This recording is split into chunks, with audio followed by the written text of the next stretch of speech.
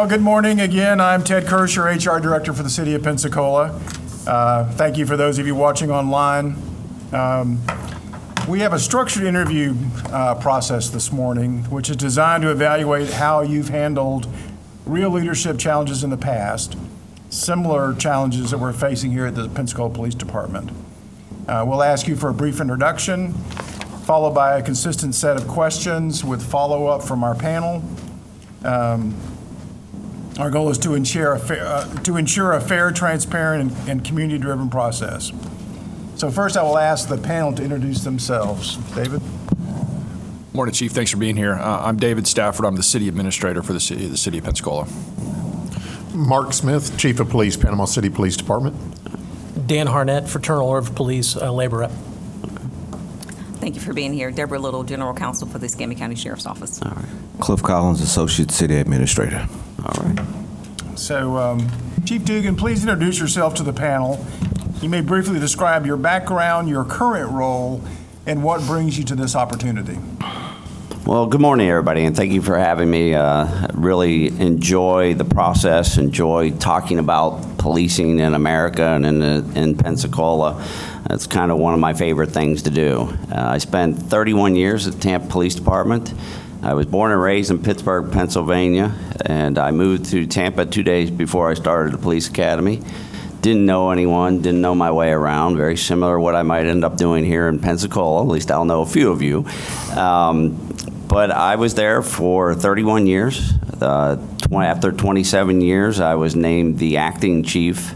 As you're aware, in government, we like our titles, and there's the acting chief, and then I was the interim chief, and we had hired PERF, the Police Executive Research Forum, to do a national search for the chief of police.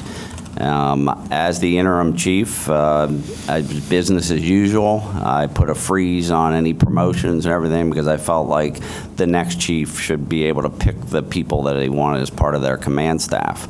But I ran the place business as usual. Unfortunately, I had Hurricane Irma, and then I had a serial killer that killed 4 people. After a 51-day manhunt, we were able to arrest him and bring him to justice. In the middle of the serial killer, the mayor canceled the national search and went and named me the full-time chief. And I say full-time because all titles are temporary in life. So I was very fortunate, worked in all different facets of the Tampa Police Department, from Intelligence Bureau to Internal Affairs. There was nothing that I worked in every facet in some capacity throughout my career.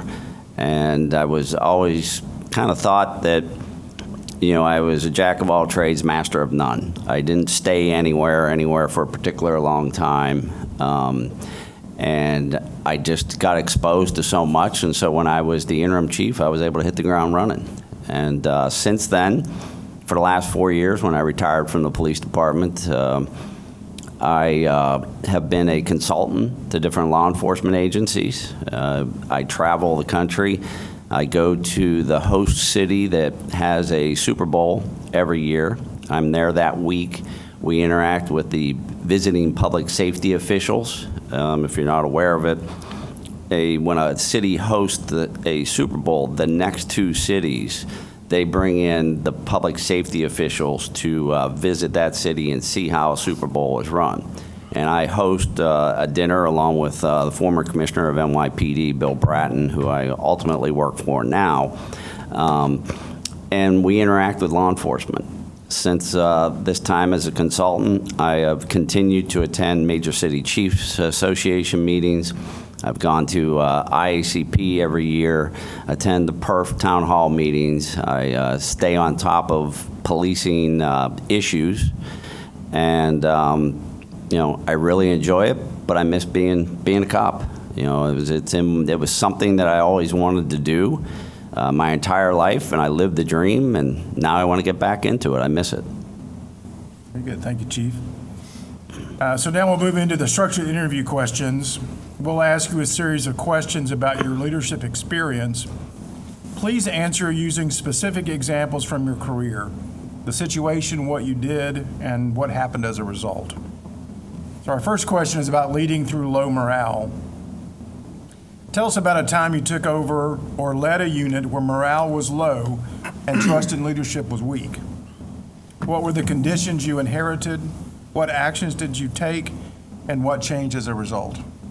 Well, I think it's pretty simple. Anybody who was a chief during 2020, that was a tough time for everybody. That was the hardest part. At one point, I had described morale at the Tampa Police Department as a dumpster fire, which, people love to send you their memes of dumpsters on fire, which they thought was cute. I didn't, but it was a serious problem. I think most chiefs and most departments felt like they were under attack during 2020. I felt like society, police were the scapegoat of some of society's ills, so to speak, and a lot has changed in policing in our country since then.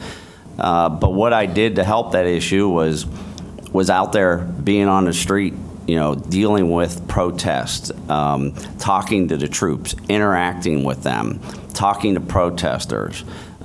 You have to be there. And when your cops, I don't care how big the agency is, when your cops are out there dealing with protests and they know they're under scrutiny, if the chief of police is out there with them, giving them instructions, telling them what to do, owning what they do, I think that's very important. And that's what I did. You have to be out there, you have to be present, because your cops can get very paranoid, so to speak, and they're wondering, does the administration have my back? Am I doing this right way? Are they going to approve of this? Well, if the chief's out there, they know it. And when the orders are coming directly from the chief and you're in charge, that's how things happen. Any follow-up questions? I do. You would, and correct me if I'm wrong, but I think you stated that when you were appointed the interim at your previous law enforcement agency, it was business as usual, status quo. You didn't make any changes or anything after you were placed in that position, or was it? I did bring in ShotSpotter technology, but I worked in close coordination with my mayor. It was an appointed position by the mayor, and so I had to be very careful what I did. I didn't think the Tampa Police Department was broken. Every agency has problems where you have to make sure your relationship with the community is an ongoing thing. So it was basically status quo as far as our operations, but I had to go around and meet with different community members so that they made sure they had my contact information. I went to different churches, local NAACP, met with the university leaders and things like that. But as far as the overall operations, I did not make any major changes. Can I have a follow-up? Sure. So moving forward, like if you were selected for this position here at this agency, would you be more of a sit by and wait and see status, or how would you ensure that this public or the agency or the city is not getting more of the status quo? You have to go on a listening session. You have to sit down and talk to your cops. You have to meet with community members and things like that. It's unless there's something compelling that absolutely has to be addressed by your new chief of police, I think, waiting a couple months to figure out what you're going to do, listening to everyone, sustainable change can only be done slowly, deliberately, and pragmatically.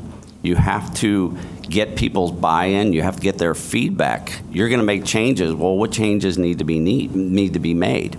And so it's about listening to people and doing assessments and looking at the data, the crime and things like that, and dealing with the community and getting feedback on what you think needs to be done.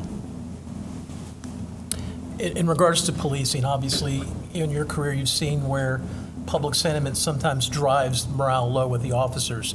With the dumpster fire that you experienced in 2020, what did you do specifically that brought them out of that morale hole? And what would you do here should some incident occur that might be pertinent to the same sort of shift? Well, I was present with them, and I told them that I would go to community meetings, and we had a lot of support. There was very few, it was your loudest voices a lot of times what happens. But I would tell them I go to meetings and people compliment the police department. They would compliment me and the job I was doing. But I would tell them it really wasn't about me as the chief of police. I'm not the one who's out there answering calls. I'm not the one interacting with the victims and the suspects. It's the cops that are out there on the street. And that was how I engaged with them, to make sure they knew that they were appreciated, and showed them examples of when I would go to meetings, and we'd have businesses that would cater lunches and things like that, and just bring that to their attention, like there's a lot of support out there. Thank you, Chief. Our next question is about holding high performers accountable. Describe a time when one of your strongest or most popular officers violated policy or behaved unethically. What did you do? How did others react? And what was the outcome? Okay, so this was not the shining moment for the Tampa Police Department. And I didn't feel like it was necessarily a good reflection on me as a chief, but I feel like I handled it fairly and properly. We had a complaint that 3 of our officers were searching vehicles illegally, and that they were racially profiling. And as you know, racially profiling is you can't get in someone's head. You can't see what they're thinking, hear what they're thinking. But it's also like when the Supreme Court talks about obscenity. I don't know a definition, but I know when I see it. And that's when you look at racial profiling, you know when you see it, so to speak. And so I had 3 officers that were very high performers. And unfortunately, I found out why. What they were doing was they were doing lawful stops, but then they would take people out of the car, handcuff them, put them in the back seat of the police car, and if they found small amounts of marijuana or anything like that, they would just throw it away. They didn't put it in evidence. They would let them go. They didn't write a report. There was no documentation that it ever happened. One of the officers, because we were doing a pilot program on body-worn cameras.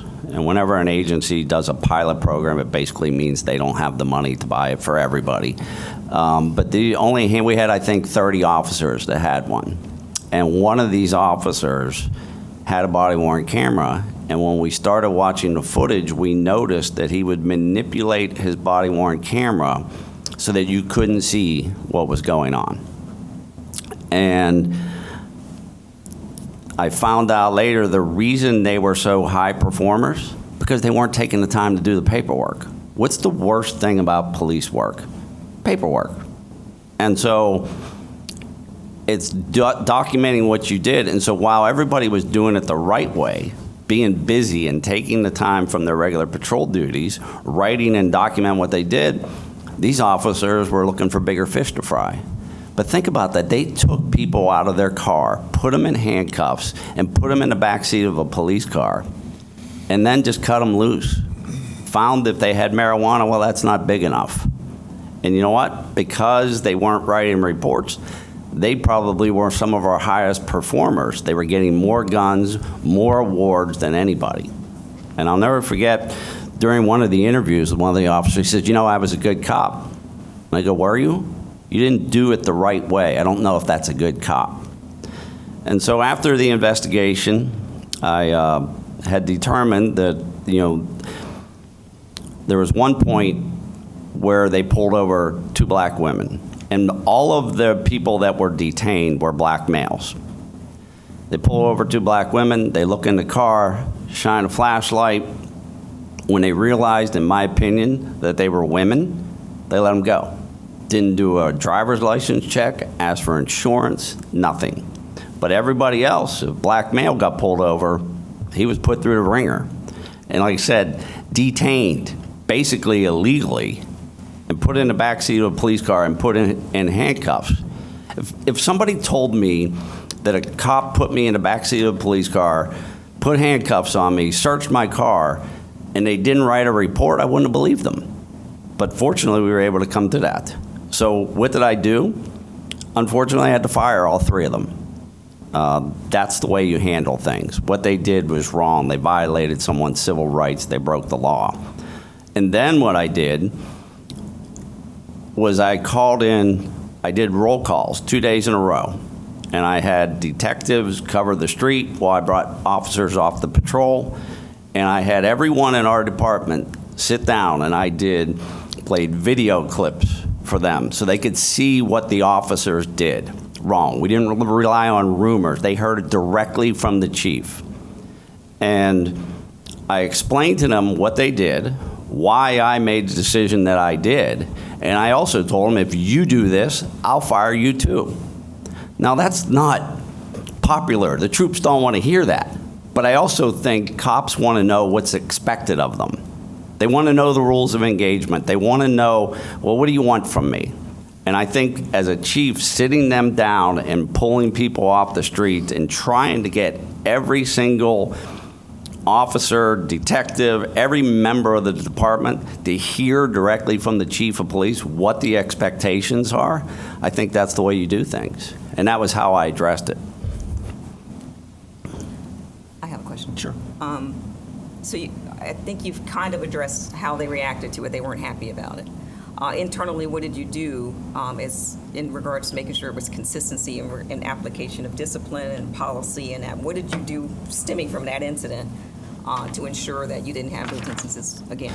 So those 3 officers were terminated. Another officer received what we call a letter of counseling, and several officers who were at calls got what we call a oral admonishment. It's documented, but it's more of a talking to, like, you guys should be paying attention.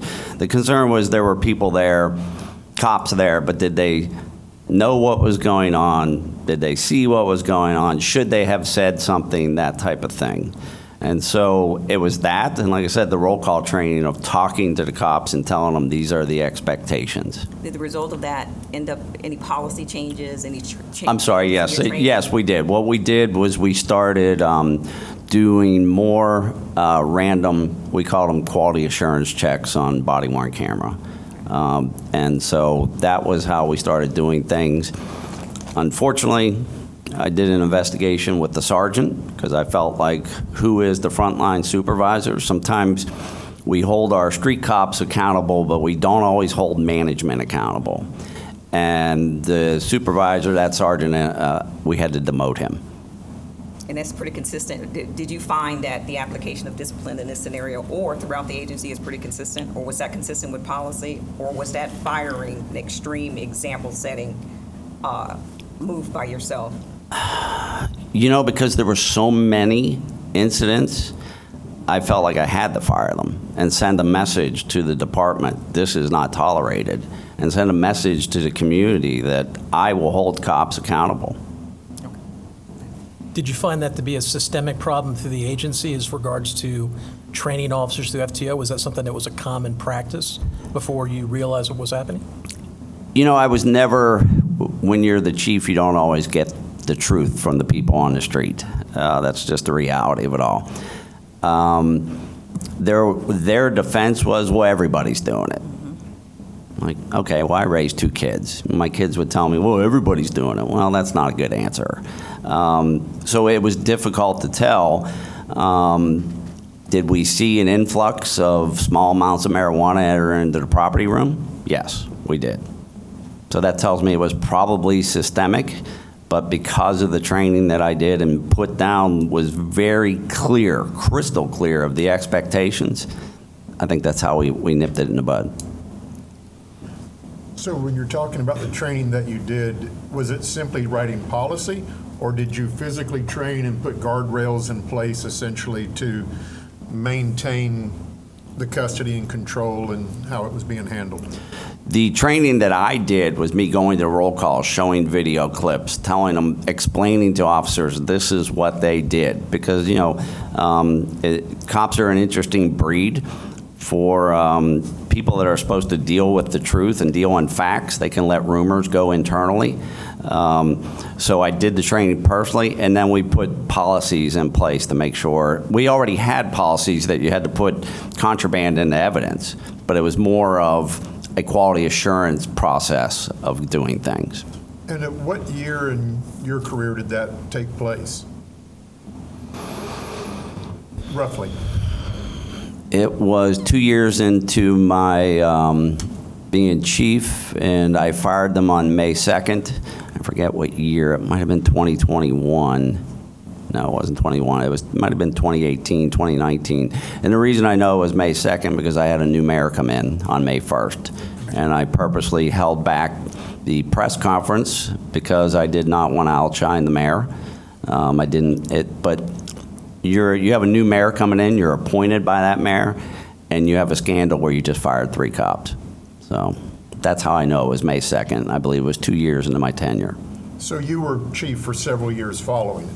Yes. Did the training continue to new hires and remedial training? Was that continued on, or was this something that once you touched everybody in the department, that the training stopped? No, it was part of the FTO training for new hires when the onboarding process. But like I said, we had policies in place, but for some reason, these 3 officers were taking shortcuts, and there was probably some others, but, I think, like I said, when you send a clear message to people, it fixes the problem. Was there a negative impact on morale within the agency after those terminations? I think there were some that maybe thought it was too severe, but what I find when you're dealing with people, if you're a straight shooter, you explain how you came to your conclusion. They may not like it, but I think they respect it. And that's why I felt it was so important that you address that. Departments across the nation end up in a consent decree or some type of monitoring because they don't address misconduct. And so that's what my whole thing was, okay, you have a problem, you're holding cops accountable, but you need to address it as an agency. All right, our next question really is akin to our last discussion. It's about managing a public crisis. Tell us about a time your department faced a major public controversy, a misconduct allocation, or negative media attention. What actions did you take internally and externally, and how did trust change afterwards?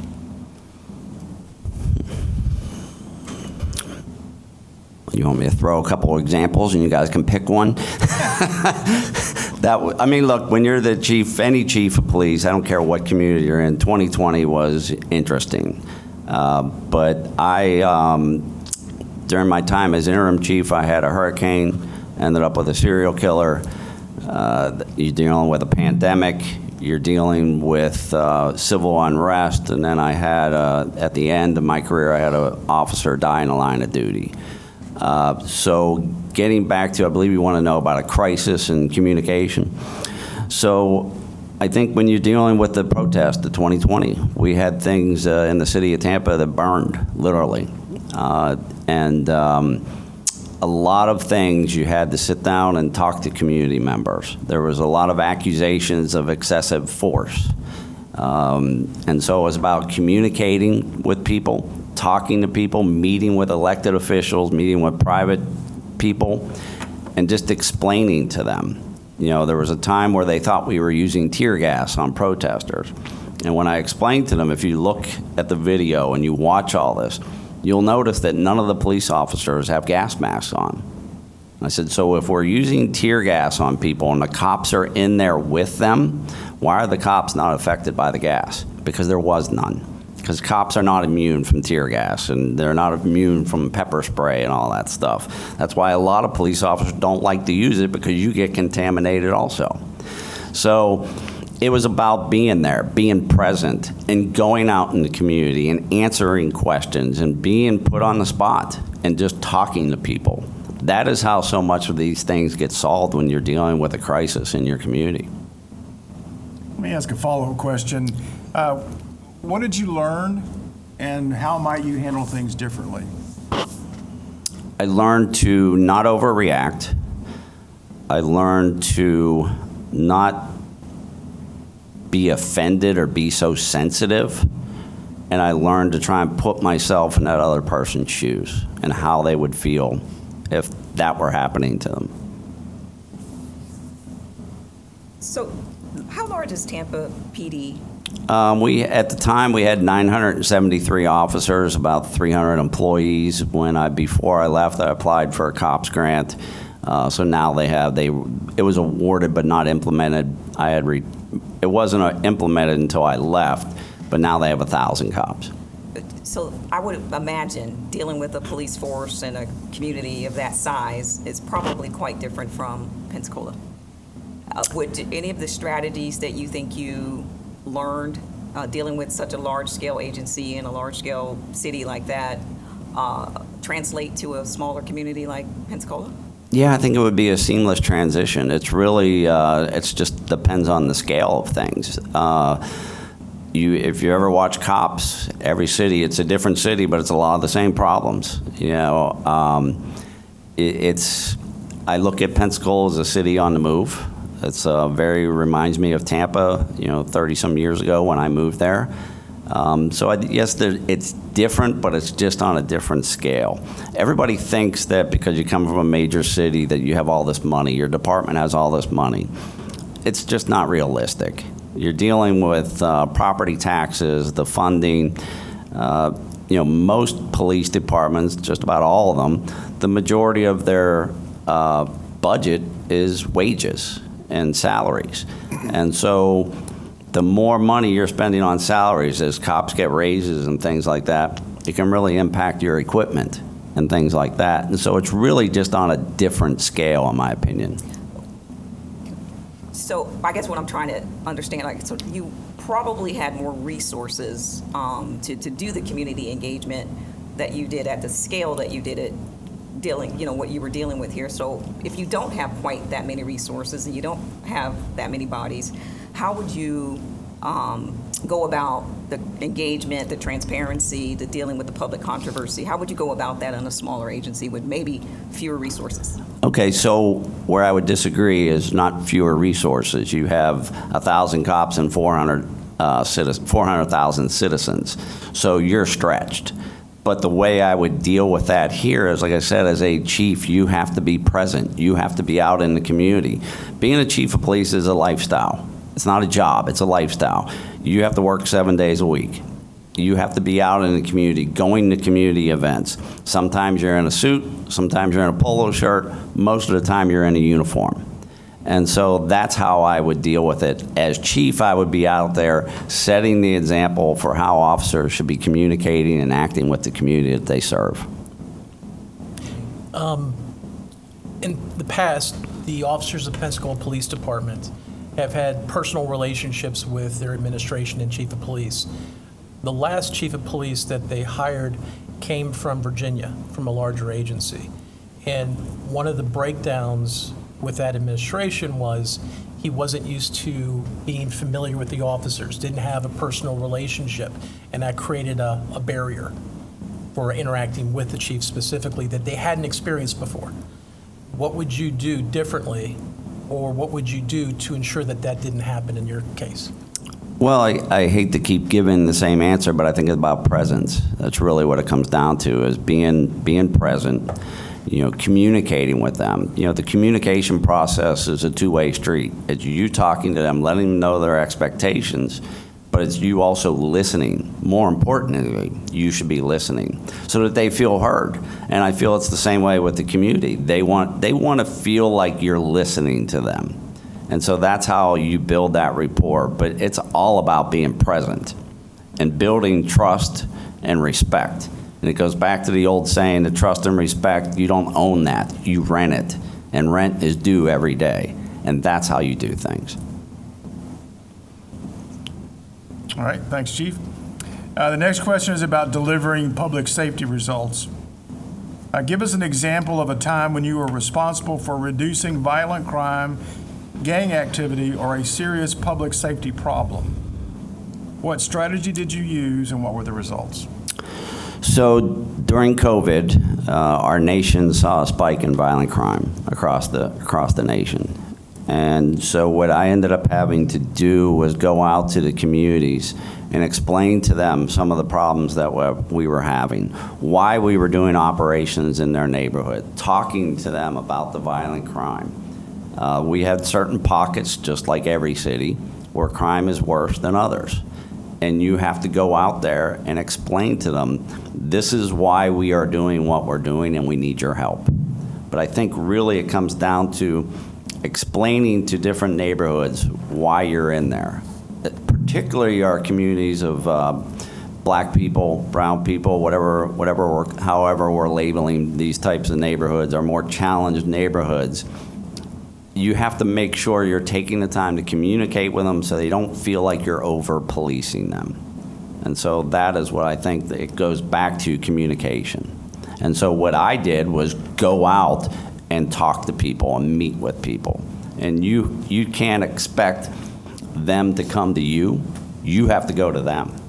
And you know, I wouldn't demand that someone come meet me at the police department. No, I'll go meet you on your turf, your territory, because I want you to feel comfortable where you're at so you can give me honest feedback so I can be better as a chief and our department can be better. So I hear you say a lot. You do a lot. It seems like you're very proactive in regards to communicating with the public, communicating with your troops. What does that look like with your partner agencies? Like, what does the Escambia County Sheriff get to expect with his relationship if you're selected for this position? Well, the interesting part, when you look at Tampa, you know, we have over 5 million people in the Tampa Bay area, but there's a bunch of small agencies. The city of Tampa, we have 400,000 people, we have 1,000 cops. All the big city events, the Super Bowls, the football games, the hockey and Stanley Cup champions, all happen in the city of Tampa. But we weren't a big enough police department to handle it ourselves. So we had to rely on the Hillsborough County Sheriff's Office. You had to have relationships with neighboring agencies. And so it's very important that you reach out, you be proactive. You know, I understand, you know, you're dealing with two different beasts, so to speak, when you're dealing with a police department and you're dealing with a sheriff's office.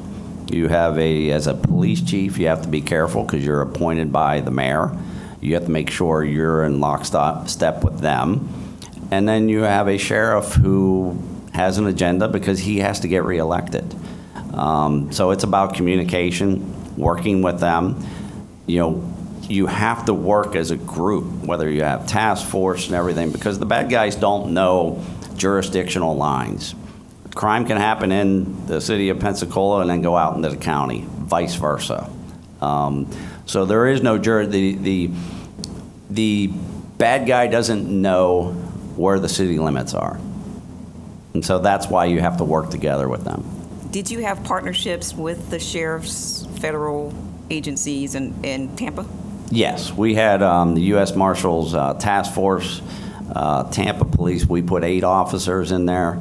The agreement with the U.S. Marshals Task Force is that most of the bad people they were looking for that were wanted, it was all violent crimes, we would go after the people in the city of Tampa. You know, obviously had a partnership with ATF and building our gun program, because we had NIBIN, we had ShotSpotter and everything, and so you had to work with ATF.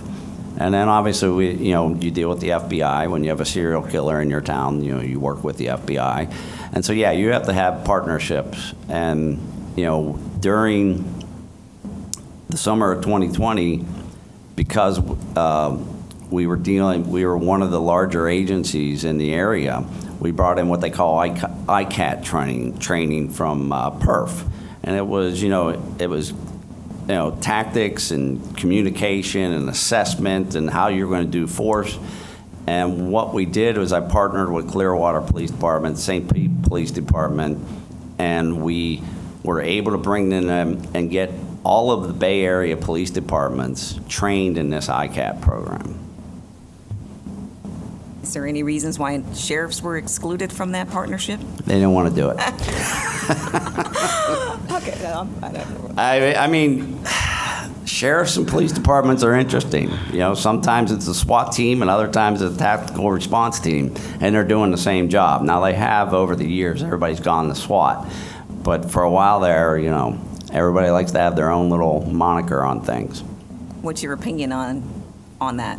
On what? Do you intend to have your own little moniker on things, or do you intend to have a robust partnership with the Escambia County Sheriff's Office? Oh, you definitely have to have a partnership. And you have to understand that he's elected, And the sheriff will, I'm sure he clearly understands, I believe he worked in Pensacola, and he understands that the mayor has to get reelected. And so it's about a partnership. Understood. What have been your cons in working in these partnerships? Egos from the leadership, quite frankly. And we all have egos. Even I have an Problems ego. at the top, not down in the, Most of the time. And way a certain agency may do something, the reality of it is a police department has to police their community a certain way, where sheriffs can be different in the way they police. I'm sure you guys all know Grady Judd. The way Grady Judd works in Polk County would not work in the city of Tampa and probably wouldn't work here in Pensacola. That's not to slight him. He's highly respected, but everything is different. And so it comes down to egos. And it's always at the top. I shouldn't say always. Most of the time it's at the top, and you have to overcome that. Because the ultimate goal is making it a safer community where your cops work together. You all have a fusion center down there? Yes, we did. Did you all participate in Yes. did actively? Yeah. Information sharing piece was Yeah. pretty important. Yeah, we did a fusion center. I don't know if we got the bang for a buck out of the fusion center. I think we got more in the city of Tampa when I created our real-time crime center, but we certainly participated because it's the sharing of information. so just to go back, and I'm not trying to put you on the spot, but you say egos at the top. Well, Tampa PD is one of the largest agencies there is in the Florida. So you were at the top. Was it your ego or others? Well, I mean, I'm not going to sit here and tell you it was my ego. Do you want me to be honest or what? You alluded, but just looking for some clarity. No, I mean, you're dealing with different cultures, and that's what it came down to. I was more mission focused in how we did things, where I felt like some of the other agencies were more worried about how they looked when they were doing things. It's, function versus fashion, so to speak. And so you have to try and communicate and have that common ground and understand that you may not agree on everything. So I have to own some of that. I think that's just human nature, because it would just be wrong for me to sit here and blame everybody else. So from what you've learned in dealing with this in the past, if given the opportunity to come here, is there something that you would do as a precluder to any kind of difficulties or egos? Well, you have to meet with people, and you have to discuss how you would handle different things. There's MOUs and processes and things like that. And you try and get in front of it, because you don't want to be meeting someone at a crisis. You want to know them and all that stuff. And you discuss what have been the problems in the past, how can we avoid that, and go from there. And so that's really what it comes down to, is the chief of police needs to go out and meet other agencies and network with other agencies. And like I said, they're not going to come to you. You have to go to them. That's it.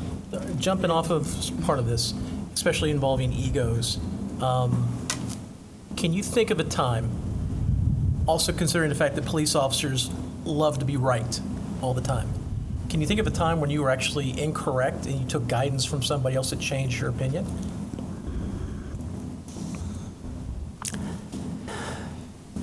Probably when it comes to discipline. Discipline is very difficult as a chief of police. How are you fair and are you consistent? And in the past, I felt like at the police department, we had what we call a pre-disciplinary hearing, when you were trying to determine serious discipline for a serious issue. And, I felt like the pre-D hearing is what we called it. It became a joke where it was predetermined, like you were just already knew what you were going to do. And what I tried to do is take a fresh approach and talk to the union representatives, talk to their attorney, and figure out what they were thinking. And then sit down and listen to the officers. The pre-D hearing where I fired 3 officers, I had other officers there for their individual hearing, and they were facing potential suspension, a written reprimand.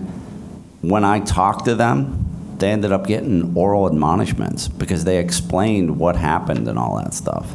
And so that's where I think you are thinking one thing, you listen to someone and it's like, okay, where I was going, this was wrong, and you fix it. The only thing worse than a bad idea is sticking with it. All right, yeah, in the interest of time, let's move on to the next question about budget restraints. Tell us about a time you had to manage department during a budget shortfall or resource crisis. What trade-offs did you make, and how did you maintain performance and morale? The entire time as an assistant chief and the chief of police, we had budget cuts in the city of Tampa. There was a tax revenue shortfall. The city of Tampa requires a balanced budget. And at first, we were told to, we could decide what cuts we would make in our budget. And I think the last 3 or 4 years, the mayor just said, oh, I'll decide for you. And basically, you're given a pot of money, and you had to figure out how you were going to do things. And so you have to get creative. You have to look for grants. You have to work with partnerships. Can you get the FBI, ATF, DEA? Will they work with you to get equipment? For some reason, the city of Tampa would struggle with budget, but the sheriff was always, the county was always having a lot of money, and it was about partnerships with them. In Tampa, we would borrow equipment. We didn't have license plate readers at the beginning when I was chief. We got them at the end. So we would borrow equipment from each other. When we had a serial killer, I had different agencies bring equipment, bring cameras, bring license plate readers. That's how we operated in Tampa. You have to borrow things from each other. And the budget is always going to be tight, no matter where you're at, right? I mean, there's only so much money. You look at it's like a pizza. You can slice it as many different ways as you want, but it's still only the same size pizza. You have a dollar bill. Do you want 4 quarters or do you want pennies? Money's always going to be tight because the cost of everything has gone through the roof. And so it's about managing that money. It's about predicting recurring costs. Too many times in government, we buy a software, we buy a product, and we don't think about what the recurring cost is. I know we're tight on time, but obviously prioritization is something, and we've heard, we heard last night, wants versus needs. Walk me through, just briefly, how you, in your own internal, let's say the mayor didn't say, here's your pot of money. You had to come say that these are what our priorities are. How do you establish those priorities, differentiating wants versus needs, and then sometimes all the needs don't get funded? How do you make that determination of what that ranking, if you will? Your first priority, in my opinion, is the basic calls for service. Someone calls 911, you need someone to answer the phone, send an officer out there, so you need to have a car that works, you have to have gas in that car, and you have to have an officer that go out there and respond. So it's your basic police services that are the priority. And then you start looking at different technologies, different programs and things like that. And you look at, almost a forecast, so to speak, of, well, we can't fund that this year, but we can do it next year. And so you have to prioritize your basic calls for service, your basic police services. And then after that, you have to kind of put everything in a pecking order of what you think needs to be done. And there's some things, some technology's mandated. We used to do the old school fingerprinting system where you had the black ink and all that stuff. Well, now it's all electronically done and all that stuff. And and we were mandated at some point to switch to an electronic fingerprint system. And quite frankly, we waited until the deadline because we just didn't have the money.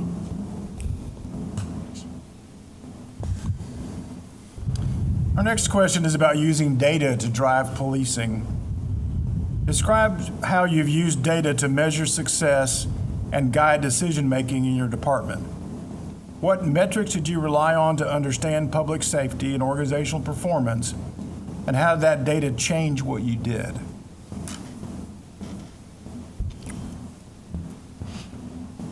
Crime data is the report card for a chief of police and a police department. It's that simple. You know, in Tampa, I got daily reports of where we stood with the crime rate, what percentages, were we up, were we down, what categories they were. You have to monitor that closely. You have to look at where your crime is, what time is it happening, and what are you doing about it. I don't think any department or chief fails because crime goes up. Where they fail is when they don't do something about it. But you have to use that data to understand where you should police and where you are not going to get as big a bang for your buck. It's pretty simple. You fish where the fish are and you police where the crime is. But you have to rely on that data to tell you if you're being successful. You have to look at the crime, look at where are we stopping the most people and why are we stopping the most people? Where is that crime occurring and all that stuff? And then what you have to do is communicate to your neighborhoods. Like I said earlier, this is why we're doing what we're doing. A lot of times in police work and in government, we don't like to admit that we have a crime problem.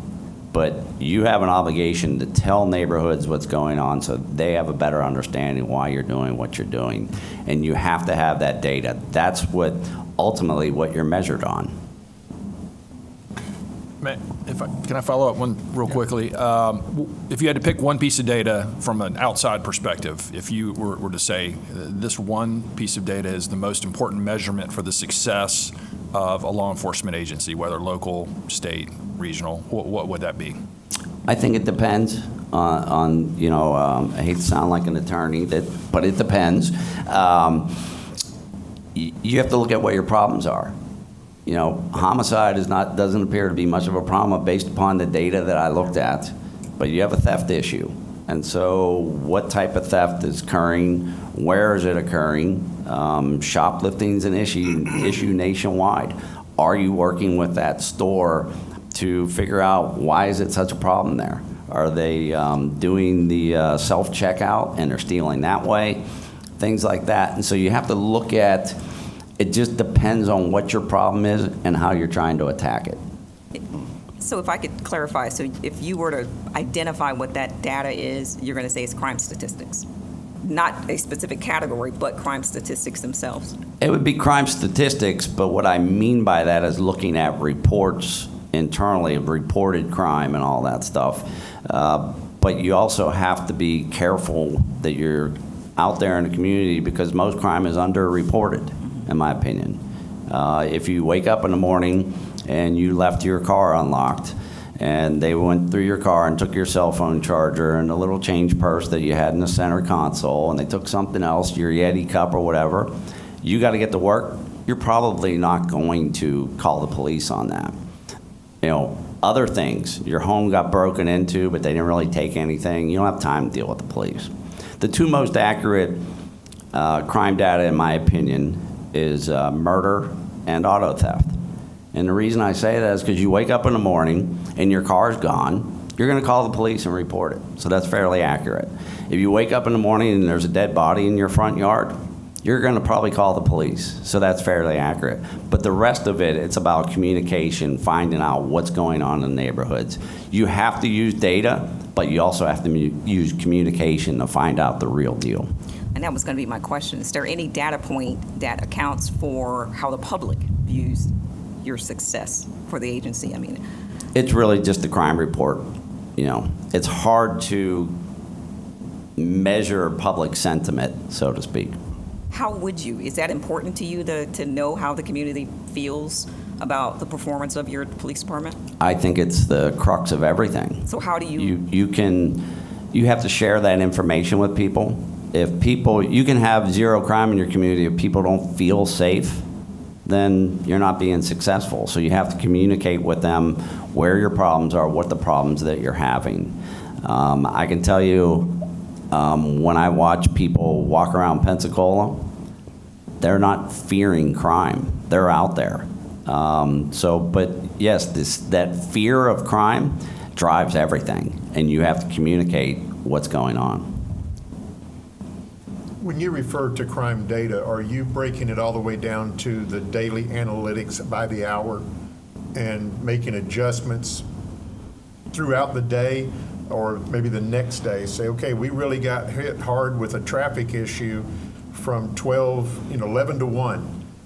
So tomorrow, let's see if we can make a difference in that by more officers. Are you looking that deep? You have to be careful with that, in my opinion. You have to look for patterns, because then you're just playing whack-a-mole and chasing your tail sometimes. Just because there was a problem at one location today doesn't mean it's going to be there tomorrow, especially when you look at people having cell phones. If it's an organized, retail theft issue and they're able to communicate via their cell phones or social media and stuff like that. A lot of group gatherings happen through social media and cell phones. And so I would look more for patterns and then rely on feedback from the community. And that's how I would do, because I would want to be careful that I wasn't chasing my tail every day and just playing whack-a-mole. So as a pattern to you, is that a week, 3 weeks, 3 months? What creates the pattern and for you to want to make a change? Well, I'll use the example of the serial killer. He killed 3 people within 10 days. And the evidence, they were probably within less than half a mile. A .40 caliber shell casing was left behind at all 3 scenes. So after the second murder, I didn't rely on NIBIN, I didn't rely on ballistics. You have a problem. It's the same method that was being used. So what we immediately did was put undercover cops out there. And unfortunately, we were in that neighborhood. Our cops heard the gunshot, 1 shot, and he killed his 3rd victim. So it depends on the issue. There are certain things, especially when it comes to violent crime, that you have to take action. So no, I don't think you should be waiting for weeks of data. But I think you should, after a week, or 2 weeks or whatever, you will know pretty quick, just as instincts. And the street cops will be the ones who tell you where a lot of these problems are, and they'll be the ones who tell you how to solve them. Mr. Hartnett has a question. Yep. Describe a time when your desired change to a promotional issue, an evaluation, or a personnel process conflicted with an existing collective bargaining agreement or written policy. How did you handle the conflict, and what steps did you take to ensure both organizational goals and contractual obligations were honored? We in Tampa, we have TEST, which you guys have here, promotional test. And when it came to the rank of lieutenant, we had an issue where some of our more senior sergeants did not want to get promoted because it really wasn't worth it to them. They weren't paid enough. The schedule changed. It kind of uprooted their life. They also would not study for the test. As you get more into your career and you get older, you have kids, you have, other things, other obligations as opposed to sitting down and studying for a test. And also, I felt like we needed leaders, not test takers. And I realized you have to show some type of aptitude that you know the policies and procedures. But it's more about being a leader than it is about being book smart. And we weren't getting a large number of people, candidates to be lieutenant. Sat down with the union, laid that dilemma out to them, because this was all part of the collective bargaining with the test procedure. And through communication with them, when the next contract came up, we took away the test for lieutenant, and we worked together on that. Was it a budget issue with I'm not a budget, but issue was there anything in the contract that precluded sergeants from wanting to become lieutenants because of financial issues? A lot of them didn't want the different schedule change. A lot of times when you get promoted, you get sent somewhere else. A lot of them, they didn't feel like they were they would make as much money when it comes to overtime and things like that. We had a lot of different structure. If you were the FTO sergeant, you got a certain amount of money for a month for doing that. If you were on a specialty team, you got a certain amount of money. We had shift differential. And you know how cops can be. They know exactly every dime where it's going. And that was really what it came down to. And like I said, people didn't want to study. They didn't want to take the time. Do you want to attend your kid's baseball game, or do you want to sit there and read an SOP book? So besides the testing issue, was there anything else that you did to incentivize becoming a lieutenant and getting those leaders to advance? What we did was they used to drive white cars, and you know, and Tampa and in most police departments, cars are like gold. They really are. And so what we did was put the lieutenants in. They were still in unmarked cars, but we put them in cars of color. We took them out of the white cars, and then we worked with the union that when they were working, they had what we call staff privileges, where they could, when they were on the 4 days that they were working during their work week, they were able to use that car on their off time also. All right, now we're time for your closing statement. Is there anything about your leadership experience or approach that you believe uniquely prepares you to lead the Pensacola Police Department at this moment? You know, I have to tell you, I think personally I've been through the ringer, and professionally I've been through the ringer.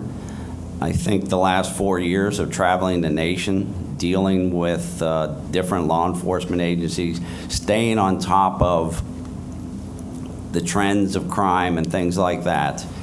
But I also think that step away from it, I'm no longer tangled up in blue, so to speak. There's a book called that. That's why I use that. And it talks about the culture of policing and things like that. And now I see it from a different perspective. I think I'm much more mature right now. I think before I was maybe a little sensitive and took things too personally. I don't think I'm like that anymore. I'm a lot more go with the flow type thing. But at the same time, I have no problem being in charge. And, you know, when I call people, I don't call, hey, this is Chief. I call them Brian. Hey, it's Brian here. And somebody asked me, you know, why don't you call them by rank? You know, why don't you tell them your rank? I said, they'll know my rank. They'll figure it out. So when I have to lay down the law and tell people how it's due and be a leader, they'll figure out I'm the chief of police. You know, and I don't need fancy stars. I don't need all that other stuff for people to realize that I'm in charge. They'll figure it out just by my presence. But, you know, I have been through a lot from, like I said, there's, in my opinion, without sounding arrogant, I think there's very few people out there that have the experience that I have. You know, when you look at dealing with a hurricane, dealing with a serial killer at the time you're the interim chief, and then the mayor canceling the search in the middle of that and making you the chief. And then when you look at a pandemic and you look at riots and you see the crime surge that was going on, and then when you look at the fact that my last year I had an officer who put his car in front of a wrong-way driver on the interstate. The wrong-way driver was going 104 miles an hour. The cop puts his car in front of him. Both people died. And had to go to his wife's house at 3 o'clock in the morning, introduce myself, and tell his wife and 3 kids, sorry, but Dad is not coming back home. I have done a lot. I've seen a lot. I have stood with victims of crime. I know the compassion. I feel you feel so exploited when you're a victim of crime. And I know what that is like. I stood there during our serial killer. I was walking the neighborhood. We had a shooting happened that night. The next morning, I was out there at the crack of dawn. And I was standing at the 3 different locations. And I would think to myself, okay, if you were going to commit this crime, what would you do? What would you think? How would you get away? You know, think about the victim, because this really is about victims when you're in law enforcement, preventing people from becoming victimized again. And I thought, what was the last thought that went through their head? And so I'm at the one location, and this man comes up, And I introduced myself to him, and he says, "Oh, I know who you are. I saw you on TV last night." I said, "Okay." He goes, "This was my son that was killed last night." He said, "Can you show me where he was?" Sure. And we do our best to clean up crime scenes, but there still was the blood-stained sand on the sidewalk, and showed him where his son lay dead just a few hours earlier. And so I know what it's like. I have the compassion. I have the ability. I think I've been through a lot, and those experiences I'm willing to share with the people of Pensacola, make Pensacola Police Department better. And I think, I look forward to this opportunity. Police work, there is a void of leadership in policing. It's difficult, and I see it across the nation that places are going through it. I bring a tremendous amount of experience, a lot of passion. I think, as you can tell, I can talk a lot, but I'm willing to get to work. Very good. Thank you, Chief Dugan. Thank you to the interview panel. Thank you.